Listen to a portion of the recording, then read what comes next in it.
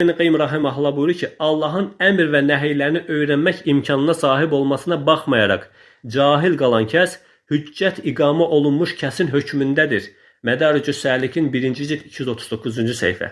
İndi sizin bu dediğiniz cahilliklə üzürlü kəs dediğiniz adam hüccət iqamə olunmuş kəsdirsə, siz de etiraf edirsiniz ki, kimə hüccət iqamə olunubsa o müşrikdir. Artıq da müşrik hökmü verilir. Yox deyirsinizsə bunlara hüccət iqamə olunmamış kəsdir, artıq onlara böyük günah sahibi, kiçik günah sahibi əsla deyə bilməzsiniz. Allah onları cəzalandıracaq, Allah istəsə onları cəza verəcək deyə bilməzsiniz. Allah üzürlü kəsə əsla və əsla cəza verməz. Bu Allah Azze ve Celle'nin ədalət sifətinə ziddir.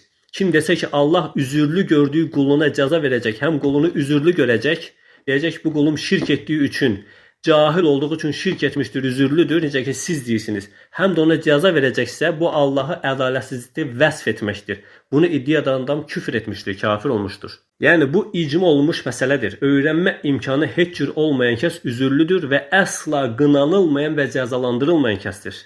Öyrənmə imkanı olduğu halda öyrənməyən kəs isə icma ilə hüccət iqamə olunmuş kəsdir.